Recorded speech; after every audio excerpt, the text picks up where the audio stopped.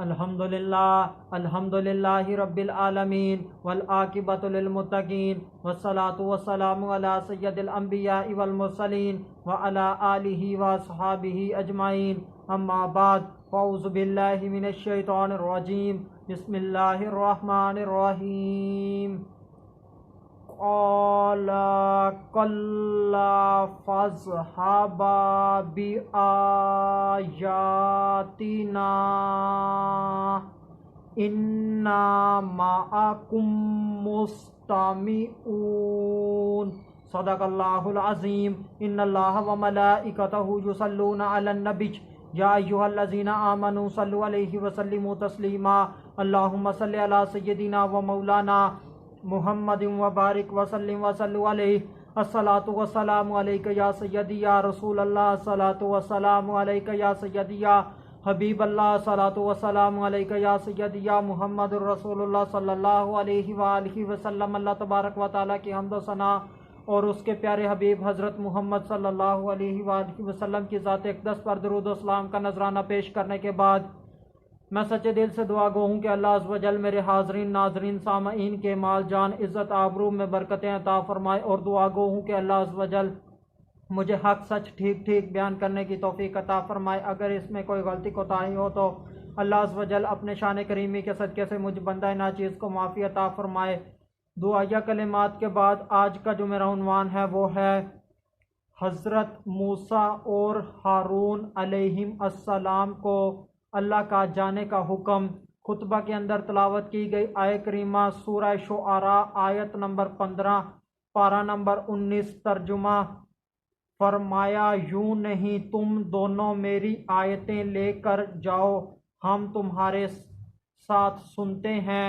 اس آیہ کریمہ کے اندر اللہ عز و جل نے حضرت موسیٰ علیہ السلام اور حضرت ہارون علیہ السلام کو جانے کا حکم دیا ہے۔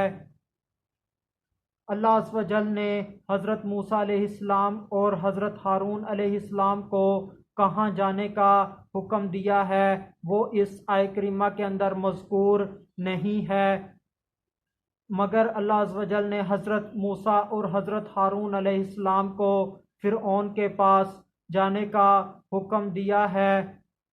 ایسے ہی نہیں جانا، اکیلے نہیں جانا، بلکہ کس چیز کے ساتھ جانا ہے، کیسے جانا ہے، وہ کیا چیز ہے، وہ اللہ عز و جل کی نشانیاں ہیں۔ اللہ عز و جل کی نشانیوں کے ساتھ جانا ہے، اور اللہ عز و جل نے حضرت موسیٰ علیہ السلام کو جو معجزات عطا کیے ان کے ساتھ جانا ہے۔ وہ اللہ عز و جل نے حضرت موسیٰ علیہ السلام کو 9 معجزات عطا کیے ہیں۔ آگے بہت بڑی بات بیان ہوئی ہے۔ اللہ عز و جل نے فرمایا، بے شک ہم تمہارے ساتھ ہیں، جس کے ساتھ اللہ ہو اسے کس بات کا خوف ہے، اس کے ساتھ تو اللہ عز و جل کی طاقتیں ہیں۔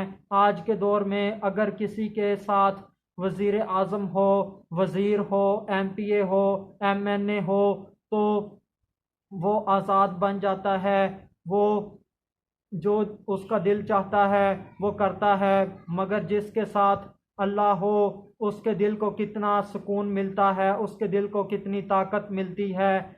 صرف اللہ عز و جل ان کے ساتھ نہیں، بلکہ اللہ عز و جل جو وہ بول رہے ہیں اللہ عز و جل ان کو سن بھی رہا ہے۔ اللہ عز و جل سمیع بھی ہے، ان کی باتیں جو معاملات ہوں گے وہ اللہ عز و جل سن رہا ہے۔ پچھلی آیات کے اندر حضرت موسیٰ علیہ السلام نے اپنے مسائل اللہ عز و جل کی بارگاہ میں پیش کیے۔ مثال کے طور پر سینے کی تنگی کا ذکر کیا، زبان کے نہ چلنے کا ذکر کیا، اور قتل ہو جانے کے ڈر کا ذکر کیا۔ جب حضرت موسیٰ علیہ السلام نے اپنے سارے مسائل اللہ عز و جل کی بارگاہ میں بیان کر لیے تو پھر اللہ عز و جل نے حضرت موسیٰ علیہ السلام کے ان مسائل کا جواب دیا۔ حضرت موسیٰ علیہ السلام کو اللہ عز و جل نے فرمایا کلا، یعنی کہ ہرگز نہیں، جیسے کہ حضرت موسیٰ علیہ السلام سوچ رہے ہیں، حضرت موسیٰ علیہ السلام سمجھ رہے ہیں، ایسا بالکل بھی نہیں ہوگا۔ پھر ایسا ہی ہوا جیسا حضرت موسیٰ علیہ السلام نے سوچا سمجھا، پھر ایسا نہ ہوا۔ نہ حضرت موسیٰ علیہ السلام کی زبان رکی، نہ حضرت موسیٰ علیہ السلام کو سینے کی تنگی کا سامنا کرنا پڑا، اور نہ ہی حضرت موسیٰ علیہ السلام کو قتل کیا گیا۔ حضرت موسیٰ علیہ السلام ان تمام چیزوں سے بچ گئے، کیونکہ اللہ عز و جل جو حضرت موسیٰ اور حضرت ہارون علیہ السلام کے ساتھ تھا، اور ان کے ساتھ جو باتیں بھی ہونی تھی، جو بھی حضرت موسیٰ علیہ السلام نے بات کرنی تھی، جو بھی حضرت ہارون علیہ السلام نے بات کرنی تھی، ان کو سننے والا اللہ تھا، اور جو بھی اس کے جواب میں کسی نے بات کرنی تھی اس کو سننے والا بھی اللہ تھا۔ اللہ عز و جل سب کچھ جاننے والا ہے، جان چکا تھا۔ وہ تمہیں کچھ بھی نہیں کہہ سکیں گے، وہ تمہیں نہیں قتل کریں گے، کیونکہ اللہ عز و جل ان کو مغلوب کر دے گا، اور آپ دونوں کو یعنی کہ حضرت موسیٰ اور حضرت ہارون علیہ السلام کو غالب کر دے گا۔ وہ آپ پر غلبہ نہیں پا سکیں گے، بلکہ اللہ حضرت موسیٰ اور حضرت ہارون علیہ السلام کو غلبہ عطا کر دے گا۔ اللہ عز و جل حضرت موسیٰ اور حضرت ہارون کو ان کے اوپر مسلط کر دے گا، نہ کہ فرعونی حضرت موسیٰ اور ہارون کے اوپر مسلط ہوں گے۔ اللہ عز و جل نے حضرت موسیٰ علیہ السلام کی درخواست کو قبول فرمایا، اور اللہ عز و جل نے حضرت موسیٰ علیہ السلام کی چاہت پر اللہ عز و جل نے حضرت ہارون علیہ السلام کو نبوت عطا کی، شان عطا کی۔ پھر اللہ عز و جل نے حکم فرمایا، جائیے آپ دونوں اللہ عز و جل کی نشانیوں کے ساتھ، اللہ عز و جل تمہاری مدد فرمائے گا، اور اللہ عز و جل تمہارے جو بات ہوگی ان کو سن لے گا۔ پھر حضرت موسیٰ اور حضرت ہارون علیہ السلام فرعون کے دربار میں گئے بھی۔ اللہ عز و جل نے حضرت موسیٰ اور حضرت ہارون علیہ السلام کو تسلی دی ہے کہ تم دونوں جاؤ، اللہ تمہارے ساتھ ہے، نشانیوں کے ساتھ جاؤ، تمہاری مدد کی جائے گی، تم کامیاب ہو جاؤ گے۔ اس آیت کریمہ میں آیات کا لفظ ذکر ہے، اس سے کیا مراد ہے؟ اس سے ایک مراد یہ ہے کہ وہ دلائل جو ہر نبی کو بتائے جاتے ہیں وہ دلائل کے ساتھ جانا ہے۔ دوسرا یہ کہ حضرت موسیٰ علیہ السلام کو اللہ عز و جل نے جو معجزات عطا کیے ہیں ان کے ساتھ جانا ہے۔ آیات سے مراد معجزات ہیں۔ اللہ عز و جل نے حضرت موسیٰ علیہ السلام کو ید بیضا اور سانپ کا اژدہے کا معجزہ عطا کیا۔